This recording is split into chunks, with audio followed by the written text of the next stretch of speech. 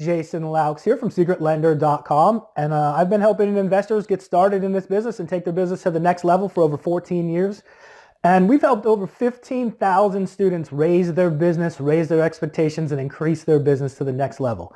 And a lot of them are really struggling, especially now in this market. A lot of people are struggling because they just don't have the funds, the proof of funds, and access to the cash that they need to tap into some of those really great deals out there, like those vacant house deals or those foreclosure deals or all those types of deals where you got to have that cash to close. And a lot of students, especially in the early phases of their career, whether they're just getting started or they've done some deals and they're trying to get to the next level and they want to have a systemized, formulaic way to do it, it's really a struggle for them, and they can really feel locked out. I mean, trust me, I know how hard it is to get started when no one can just show you the path. Well, hey, what do I have to do? What do I have to do to go from where I'm at to where I want to be? What's the steps? And, I can hopefully today give you some insight into that. So one of the things that people learn about pretty quickly once they get into the business is that there are these people in the business who will fund your deals. And some of those people, the ones that I think you should work with, are called secret lenders.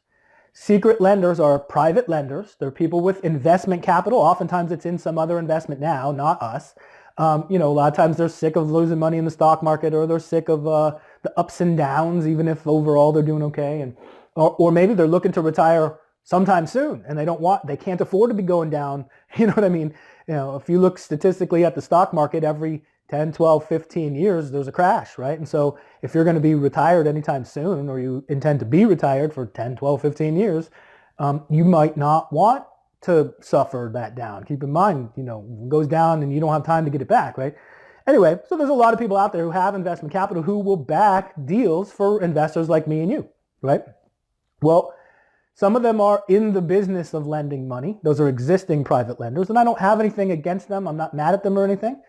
They are just sort of stuck in their ways. So a lot of times they don't want to back new people. A lot of times they have a lot of investors who are borrowing their money and using it. So when the time comes, they don't necessarily have the money, even if they told you they did to start.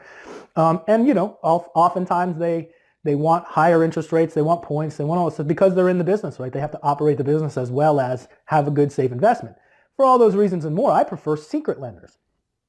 But let me tell you a secret, whether you're talking about existing private lenders, whether you're talking about secret lenders, whatever kind of private lender you're working with, anytime you want to, you can't just contact those people. You cannot go out into the real estate business, out into the world and say, hey, I've got a real estate business. Who wants to lend me money? I'll pay you whatever interest rate. I'll pay you 8%. I'll pay you 9%.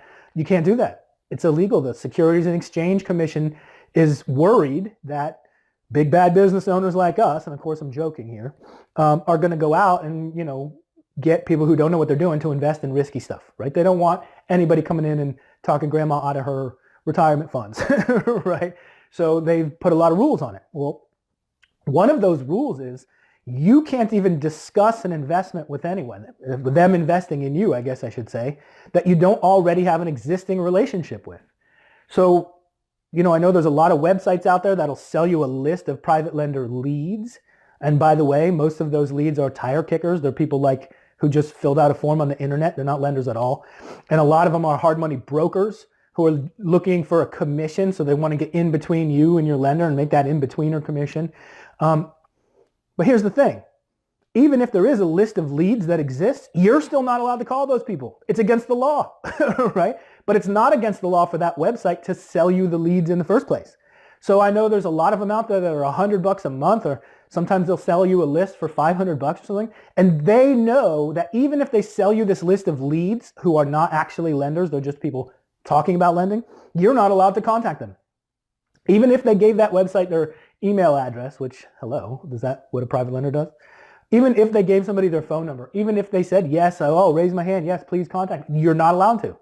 That website might be allowed to, but even if they do contact them, they're not allowed to say, hey, we'll pay you X amount of interest. They're not allowed to say that. It's against the law. But it is legal for them to sell you the leads you're not legally allowed to use. The other thing that happens is there are services where you can get lists of private lenders. That's a little better. They are those existing private lenders. And they come with that same, they're kind of stuck in their ways. Sometimes they lend their money out to somebody else. They have money, but it's being borrowed by lots of different people. Some of them don't like to work with beginners. Some of them want pretty stringent high interest rates. But if you know what they lend at and you're okay paying it, I don't have any problems except this. Even if you get a list of lenders, you're not allowed to talk to them about them investing money with you. It's illegal, right? The Securities and Exchange Commission says you're not allowed to talk about investments with anybody you don't have a pre-existing personal relationship with, okay? So no matter which kind of lender you go with, leads, existing lenders, or secret lenders, you've got to build a personal relationship with them anyway. So if you're going to go through all the trouble of building a personal relationship with somebody, why not go ahead and build a personal relationship with a secret lender, the best kind of lender? In my opinion, of course, but listen, I'll tell you why I think so. I think so because secret lenders are not stuck in their ways, okay? They're typically already invested in stuff that's paying very low interest rates and has nothing backing it but stock or something like that, paper. A lot of them are very, very willing to back somebody who's new, as long as you prove you got your education and you're not just swinging blind. And they're willing to do that because the investment is backed by valuable real estate. So if they're used to investing in the stock market, which is backed by basically nothing, and we've all seen stocks that go to zero, Enron, anyone, we've seen stocks go flat, and we've seen even the GEs and the blue chips of the world crash, right? We've seen them go down to single-digit dollars from over $100, right? And it happens about once every 12 or 15 years, like we talked about in the real estate, in the stock market. But here's the catch with the key to that. Here's what's good for us about that. Well, if we're buying houses with equity in them, so that you can buy them, fix them if you choose, resell them, and make a profit, right? There's equity in the house. So, we might be at 65 or 70% of the after repaired value of the property. If we buy the house, borrow their money, and sell it, and make our profit, and pay them back, they get paid back with interest. That's what everybody wants. Well, the flip side of that is if we don't pay them back within the time that we've agreed to borrow the money and they've agreed to lend it to us, they'll just foreclose on us and they'll get the house back anyway. And now they've got a house with a big chunk of equity in it. So even if they have to hire a real estate agent and sell it as is, they're going to get their money back with interest. Well, they don't get that kind of guarantee from the stock market. And because of that, there's a lot of secret lenders out there. And I like secret lenders because they're not stuck in their ways. I like secret lenders because they're not afraid to back a startup. If you are doing your first or second or third deal, they're okay with that. And I like secret lenders because the way they receive the cash is flexible. In fact, here's the key. A lot of them do not take monthly payments from their investment. In other words, if they're in an IRA or a 401k, they're not taking that money every month. Some of them are, most of them are not, okay? Well, as long as you keep track of how much you owe them, a lot of them don't require that you make them monthly payments because they can't accept that money anyway because it's got to be in for somewhere in the future in their retirement, okay? So a lot of times when you work with secret lenders, you don't have to make monthly payments, which makes everything simpler and easier and makes it so you don't have any cash flow problems in your business. So we talked about how I prefer private lenders. They're my favorite kind of lenders in the business, but you have to build that personal relationship no matter which kind of lender you're going to use, whether it's leads, if they're hard money or something, that you can talk to them because they're institutional. But if they're existing private lenders or if they're, a list of private lenders, you still have to build a personal relationship. Well, there's a 4-step process to doing that. Step 1 is you have to get them to know you. Remember, you're not even allowed to talk to them about it until you have a personal relationship.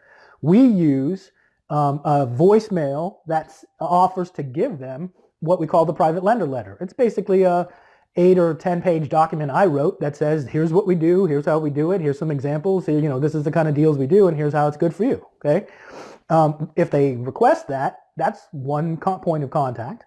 And then we'll send it to them so they can read it and go over it and see what the whole point is.